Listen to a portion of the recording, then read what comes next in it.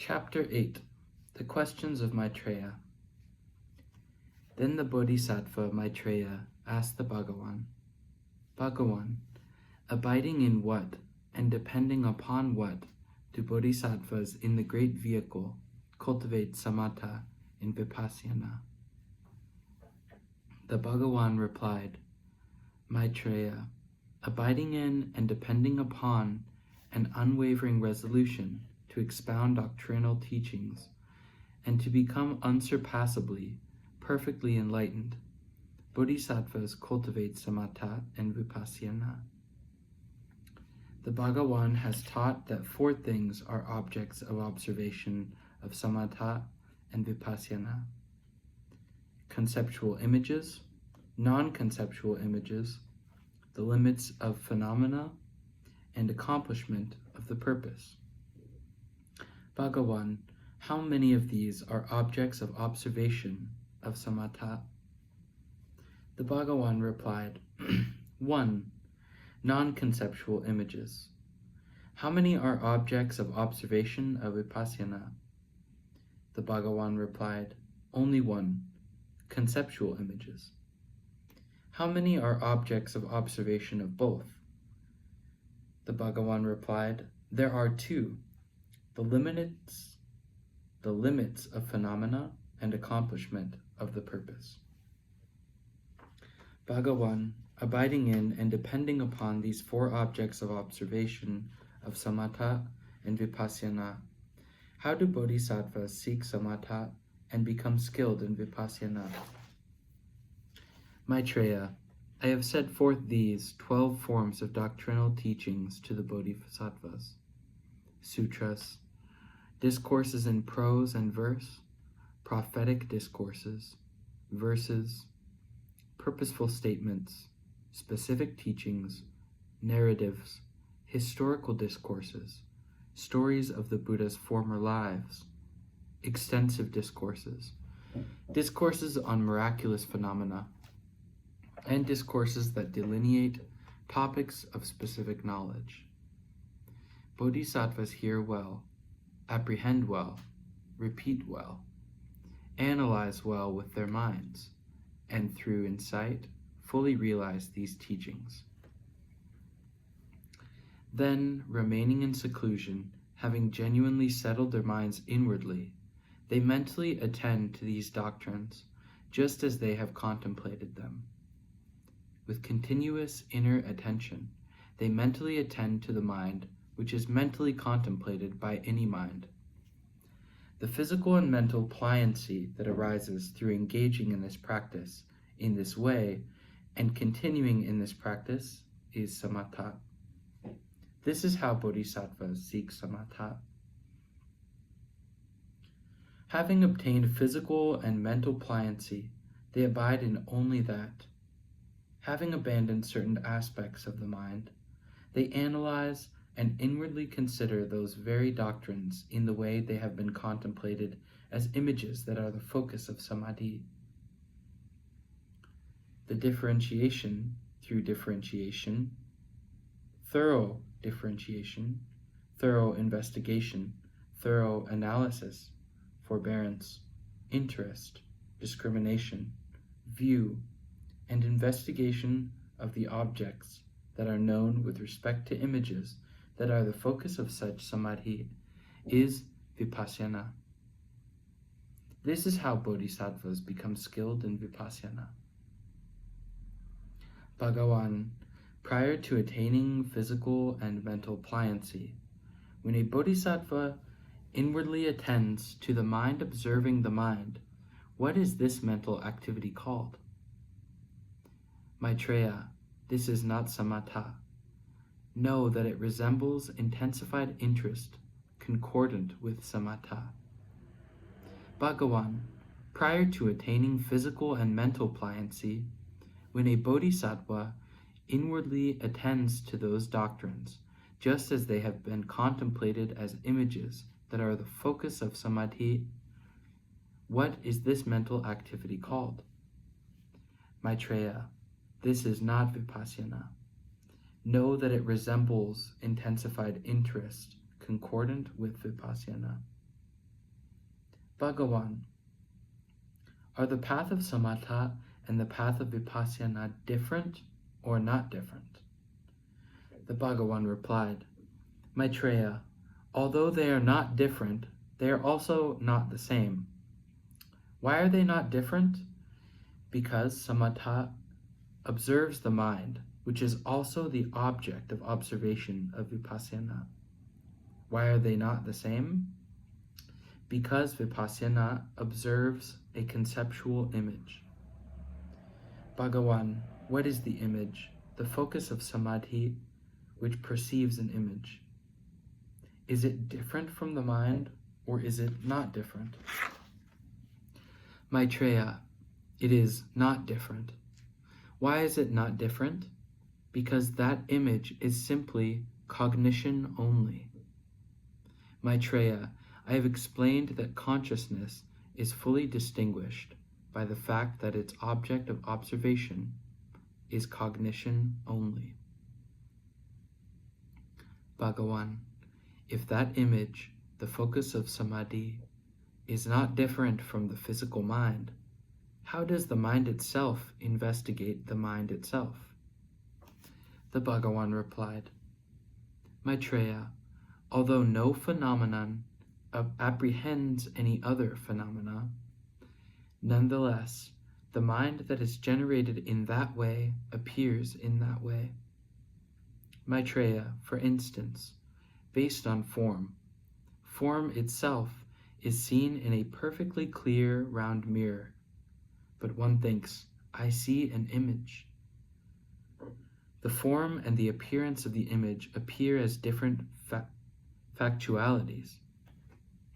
Likewise, the mind that is generated in that way and the focus of samadhi, known as the image, also appear to be separate factualities. Bhagawan, are the appearances of the forms of sentient beings and so forth, which abide in the nature of images of the mind, not different from the mind? The Bhagawan replied, Maitreya, they are not different. However, because childish beings with distorted understanding do not recognize these images as cognition only, just as they are in reality, they misconstrue them. Bhagawan, at what point do those bodhisattvas solely cultivate the practice of vipassana? The Bhagavan replied, when they attend to mental signs with continuous mental attention. At what point do they solely cultivate samatha? The Bhagavan replied, when they attend to the uninterrupted mind with continuous mental attention. At what point, having combined the two, samatha and vipassana, do they unite them? The Bhagavan replied, when they mentally attend to the one-pointed mind. Bhagavan, what are mental signs? Maitreya, they are the conceptual images that are the focus of samadhi, the objects of observation of vipassana. What is an uninterrupted mind? Maitreya, it is a mind that observes the image, the object of observation in samatha. What is the one-pointed mind? It is the realization that this image, which is the focus of samadhi, is cognition only. Having realized that, it is mental attention to suchness. Bhagawan, how many kinds of vipassana are there? Maitreya, there are 3 kinds, that arisen from signs, that arisen from examination, and that arisen from individual investigation. What is arisen from signs? It is vipassana that mentally attends to just a conceptual image, the focus of samadhi. What is that arisen from examination? It is vipassana that mentally attends to its object in order to understand well through wisdom just those phenomena that were not well understood with respect to this or that image. What is arisen from individual investigation? It is vipassana that mentally attends to its object in order to contact great happiness through liberation regarding phenomena that have been understood well through wisdom with respect to this or that. How many kinds of samatha are there? The Bhagavan replied, since samatha engages an uninterrupted mind, it is also said to be of 3 kinds. Alternately, Maitreya, samatha is of 8 kinds. The first concentration, the second, third, and fourth concentrations, the sphere of limitless space, the sphere of limitless consciousness, the sphere of nothingness, and the sphere without coarse discriminations, but not without subtle discriminations. Alternately, there are 4 kinds: immeasurable love, immeasurable compassion, immeasurable joy, and immeasurable equanimity. Bhagavan, if samatha and vipassana dwell on doctrines, and also do not dwell on doctrines, what is dwelling on doctrines? What is not dwelling on doctrines? Maitreya, samatha and vipassana that relate to meaning through engagement with the signs of the doctrine in accordance with how they have been apprehended and contemplated, dwell on doctrines. Samatha and vipassana that relate to meaning by relying on instructions and teachings from others, without attending to doctrines in accord with how they have been apprehended and contemplated, focusing on discolored or putrefying corpses, or on what is concordant with that, or on the impermanence of compounded phenomena, or on suffering, or on the selflessness of all phenomena, or on the peace of nirvana, or on what is concordant with that, are samatha and vipassana that do not dwell on doctrines. Maitreya, I designate bodhisattvas who follow the teaching depending on samatha and vipassana that dwell on doctrines as having sharp faculties.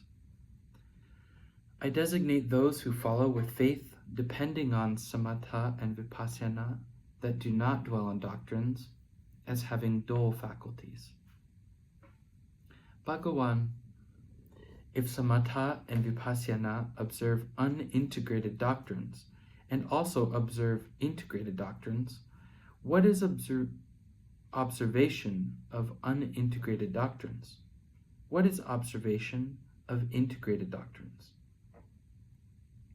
Maitreya, if a bodhisattva cultivates samatha and vipassana that observe particular doctrines of the sutras, and so forth from among the doctrines, just as those particular doctrines have been apprehended and contemplated, this is the samatha and vipassana that observe unintegrated doctrines. But if a bodhisattva gathers these doctrines from the sutras and so forth together, groups them comprehensively, draws them into an aggregated unit, and takes to mind the thought, all these doctrines flow into suchness, descend into suchness, have descended into suchness, flow into enlightenment, descend into enlightenment, have descended into enlightenment, flow into nirvana, descend into nirvana, have descended into nirvana, flow into transformation of the bases, descend into transformation of the basis, have descended into the transformation of the basis. All these doctrines have been expressed through the manifest expression of innumerable and measureless virtuous doctrines. This is samatha and vipassana that observe integrated doctrines. Bhagavan, if samatha and vipassana observe somewhat integrated doctrines, and also observe highly integrated doctrines, and also observe immeasurably integrated doctrines, what is observation of somewhat integrated doctrines? What is observation of highly integrated doctrines? What is observation of immeasurably integrated doctrines? Maitreya, know that samatha and vipassana, mentally attending to doctrines, from the Sutra section up to the extensive discourses, the discourses on miraculous phenomena, and the discourses that delineate, as one unit, are the observation of somewhat integrated doctrines. Know that samatha and vipassana, mentally attending to the sutras and so forth, as many as have been collectively apprehended and contemplated, are the observation of highly integrated doctrines. Understand that samatha and vipassana, mentally attending comprehensively to all the immeasurable Dharma teachings of the Tathagata, to all the immeasurable words and letters of the doctrine, and to immeasurable ever-increasing wisdom and inspiration, are the observation of immeasurably integrated doctrines. Bhagavan, how is it that bodhisattvas attain samatha and vipassana that observe integrated doctrines? Maitreya, know that they attain them through 5 causes. In each moment of mental attention, they destroy all the bases of errant tendencies. Having abandoned various motivational factors, they attend to joy in the joyousness of the Dharma. They correctly understand that the appearances of the Dharma are measureless in the 10 directions, and that their aspects are unlimited. They are endowed with accomplishment of the purpose and the non-imaginary signs that are partially concordant with the purification arising in them. In order to attain, perfect, and accomplish the Dharmakaya, they take hold of the causes of increasing goodness, the greatest auspiciousness. Bhagavan, on what stage are samatha and vipassana that observe integrated doctrines realized? And on what stage are they understood to be attained? The Bhagavan replied, Maitreya, know that having been realized on the first stage, the very joyous, they are attained on the 3rd stage, the luminous. Nevertheless, Maitreya, even beginning bodhisattvas should not neglect training in them and mentally attending them. Bhagavan, at what point are samatha and vipassana conceptually and analytical samadhi? At what point do they become non-conceptual and only analytical? At what point do they become non-conceptual and non-analytical? Maitreya, analytical samatha and vipassana that experience the clear and coarse signs of doctrines that are analyzed in just the way that they have been apprehended and investigated are samadhis that are conceptual and analytical. The samatha and the vipassana that are not analytical in experiencing the clear and coarse signs of these very doctrines, but are analytical in experiencing a mere subtle mindfulness of their approximate appearances, are a non-conceptual and solely analytical samadhi. Samatha and vipassana that are completely analytical due to mentally attending to the experience of doctrine spontaneously and totally with respect to all their signs, are a non-conceptual and non-analytical samadhi. Moreover, Maitreya, Samatha and vipassana that arise from investigation are a conceptual and analytical samadhi. Samatha and vipassana that arise from individual realization are a non-conceptual and solely analytical samadhi. Samatha and vipassana that observe integrated doctrines are a non-conceptual, non-analytical samadhi. Bhagawan, what is the cause of samatha? What is the cause of thorough stabilization? What is the cause of equanimity?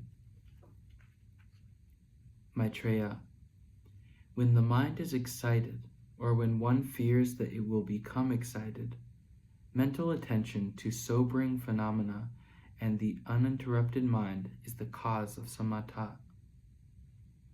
Maitreya, when the mind becomes dull, or when one fears that it will become dull, mental attention to pleasant phenomena and to the characteristics of the mind is the cause of thorough stabilization. Maitreya, when those following a path that is singly dedicated to samatha, or that is singly dedicated to vipassana, or that is a union of those two, naturally engage their minds in a state unafflicted by the two afflictions of excitement and dullness, this spontaneous mental attention is the cause of equanimity. Bhagawan, when bodhisattvas cultivating samatha and vipassana comprehend doctrine and objects, how do they comprehend doctrine? How do they comprehend objects? Maitreya, they comprehend doctrine through 5 aspects: names, words, letters, individuality, and integration. What are names? They are what is attributed to affliction or purified phenomena as the designation for entities or particulars. What are words? They are what depends upon collection of those very names which are associated through conventional designation of objects as being afflicted or pure. What are letters? They are the units that are the basis of the two. What is comprehended through their individuality? It is comprehension due to mental attention that observes unintegrated doctrines. What is comprehended through their integration? It is comprehension due to mental attention that observes integrated doctrines. All of these are collectively known as comprehension of doctrine. That is how bodhisattvas comprehend doctrine.